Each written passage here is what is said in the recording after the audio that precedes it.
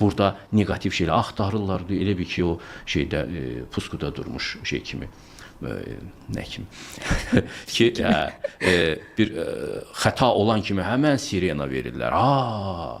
Bir filan kəs ailəsində nə bilim adam kişi qadını öldürdü. O birisi o kişi qadını öldürsə o ailədə problem var. Və o problem hər ikisinin vasitəsilə yetişibdir. Təkcə bir tərəfin deyil.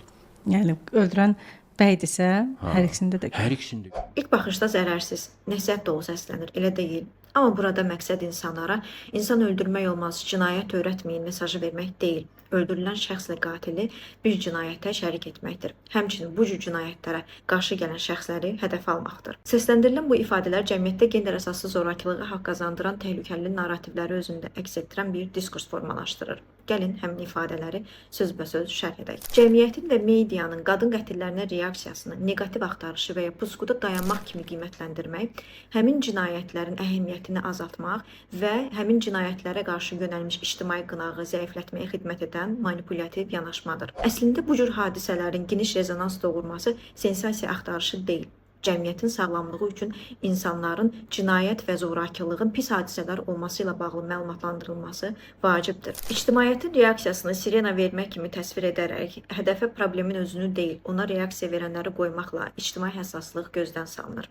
Bu yanaşma problemin ictimai müzakirəsini etibarsızlaşdırdıqdan sonra daha təhlükəli bir müstəviyə keçir. Cinayətin məsuliyyətini qurbanla bölüşdürmək. Kişi qadını öldürürsə, o problem hər ikisinin vasitəsilə yetişib ifadəsi klassik qurbanın günahlandırılmasının bariz nümunəsidir və cinayətin normallaşdırılmasıdır. Heç bir problem fiziki zorakılığa və cinayətə haqq qazandıra bilməz. Törətdiyi əmələ görə təqsirkar olan cinayətkarın məsuliyyətini qurbanla bölüşdürmək isə cəmiyyətə çox ciddi və təhlükəli bir mesaj verməkdir. Müşfiq Şükürov bu iki narrativi birləşdirərək cəmiyyətə çox zərərli bir dövriyyə təqdim edir.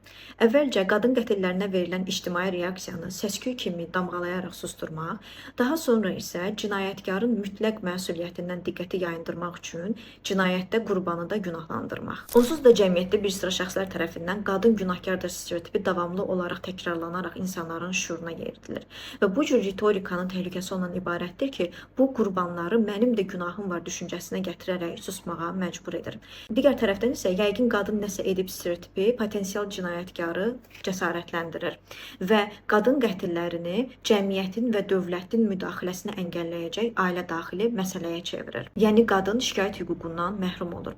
Halbuki cinayətə heç bir halda haqq qazandırmaq olmaz.